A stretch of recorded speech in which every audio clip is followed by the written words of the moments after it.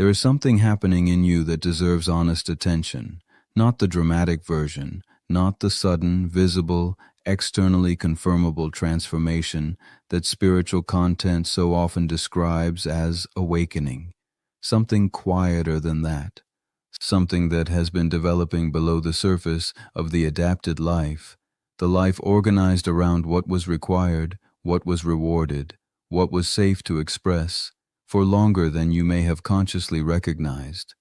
The authentic self does not emerge dramatically, it does not announce itself. It surfaces gradually in the specific, ordinary, often entirely unremarkable moments of daily life, through the small but genuine signals that something is shifting in the most fundamental relationship available to a human being. The relationship with the self that was always genuinely there beneath the adaptation.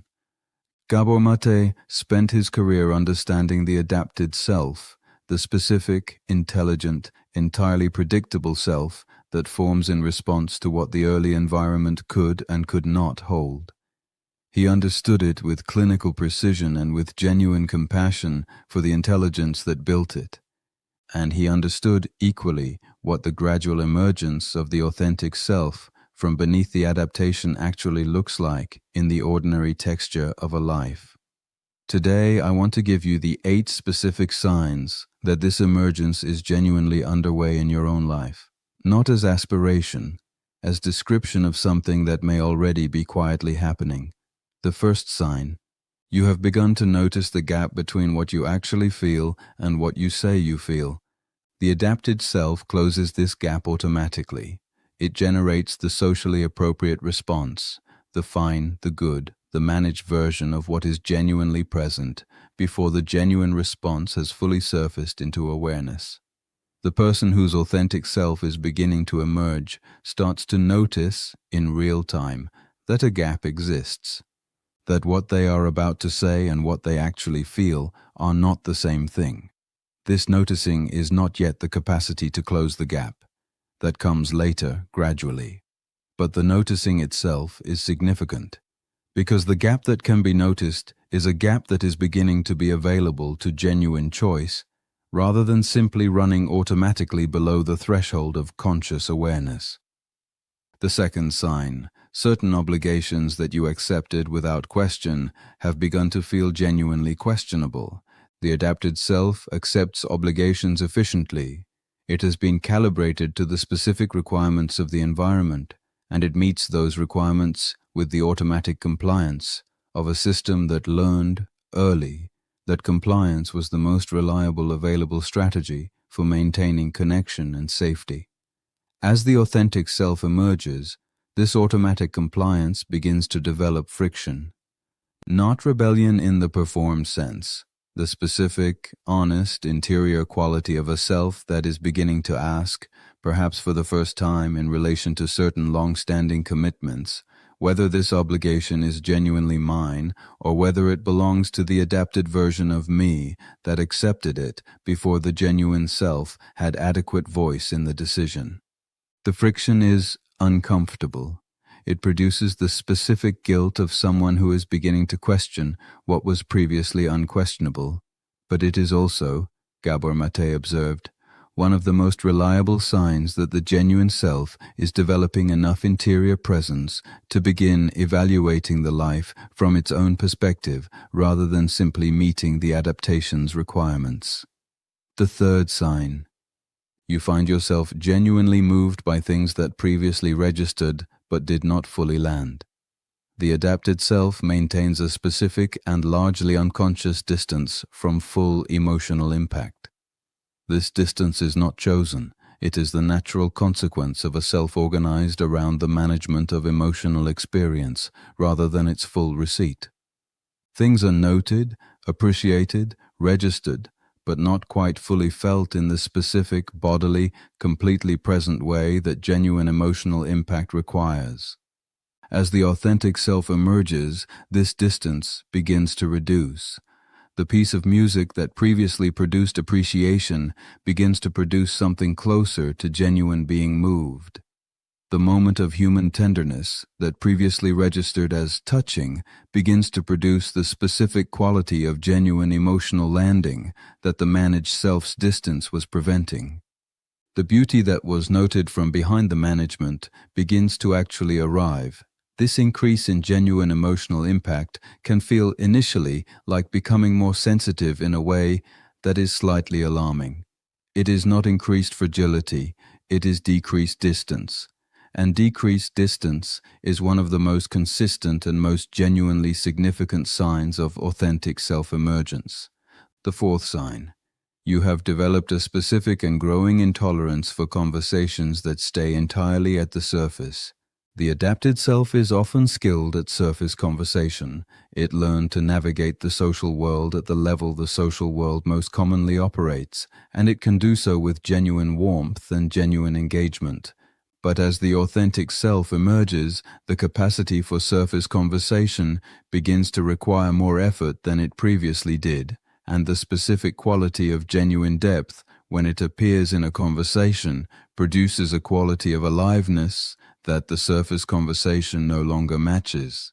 This is not contempt for ordinary social exchange. It is the authentic self's increasing preference for what it is actually nourished by.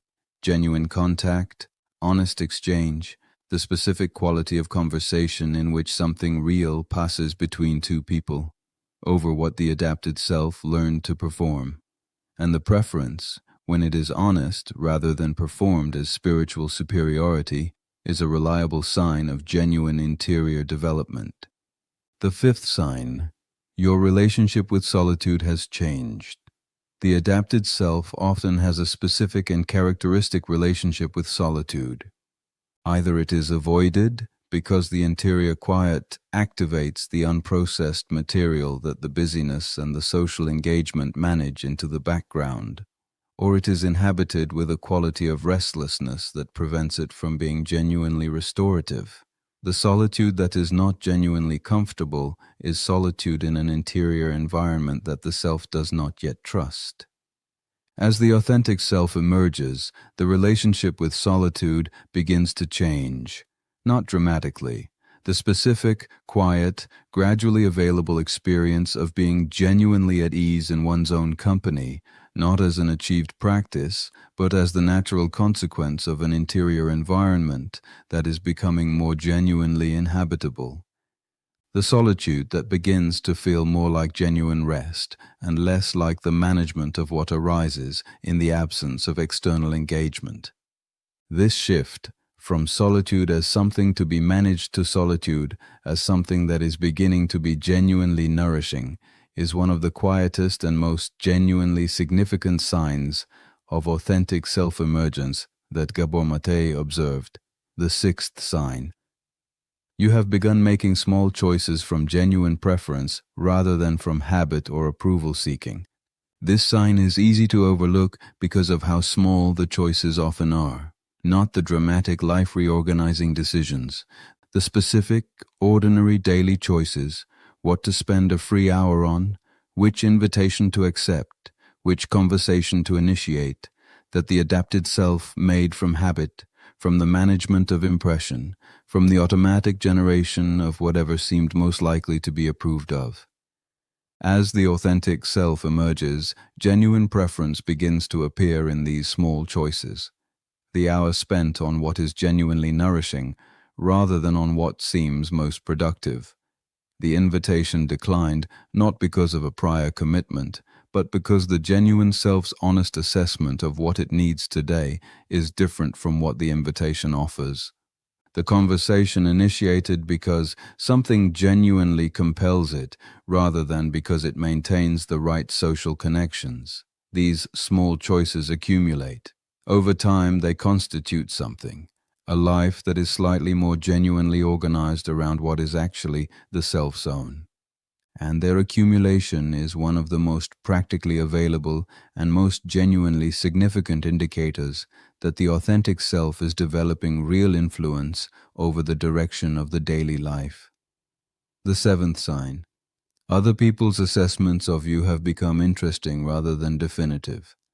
The adapted self is organized, substantially, around the management of how it appears to others. Other people's assessments, their approval, their regard, their specific opinions about the self's adequacy or inadequacy carry a weight that the authentic self does not assign them, not because the authentic self is indifferent to genuine feedback or genuine connection, but because its sense of its own reality does not depend on external confirmation in the same way that the adapted selves did. As the authentic self emerges, this relationship with external assessment begins to shift. The critical opinion that previously produced significant interior disturbance begins to produce something more like genuine curiosity. Is this accurate, and if so, what does it reveal? The approving opinion that previously produced significant relief begins to produce something more like simple acknowledgement. This person sees something real. The assessment becomes information rather than verdict, interesting rather than definitive. This shift is not the performance of not caring what others think. It is the genuine consequence of a self that is developing enough genuine interior ground that it no longer requires external confirmation to feel real. The eighth sign, and the most quietly significant of all, you have begun to feel, in specific moments, genuinely at home in your own life. Not continuously, not in every moment or every context, but in specific, ordinary, entirely unremarkable moments, a particular morning, a specific conversation, a moment of genuine creative engagement or genuine relational presence. A quality of genuine inhabitation that the adapted self, for all its competence and all its social skill, rarely produced. The adapted self is always slightly elsewhere, slightly ahead of the present moment in its management of the next one, slightly outside the experience in its monitoring of how the experience appears. Slightly not quite fully here, because fully here requires the full presence of the genuine self, and the adapted self learned to keep the genuine self at a slight but significant distance from the life being lived. The moments of genuine inhabitation that begin to appear as the authentic self emerges are not spectacular. They do not announce themselves. They are simply, and this simplicity is their entire significance, genuinely present. The person who notices them is not transported or transformed. They are simply, for a specific and unremarkable moment, actually here. That quality of genuine presence, available in ordinary moments, requiring no special conditions, arising naturally from a self that is finally, gradually, beginning to inhabit its own life, is the most complete sign available that the authentic self is genuinely emerging, not arriving all at once, not completing itself in any single dramatic moment, but genuinely, quietly, in the specific ordinary texture of a life that is becoming, slowly and honestly, more genuinely its own. And the privilege of a lifetime, the one Gabor Mate pointed toward with everything he had, the privilege of a lifetime is to become who you truly are, not the adapted version, not the version that learned to be enough by being what was required, who you truly are, which has been quietly emerging all along.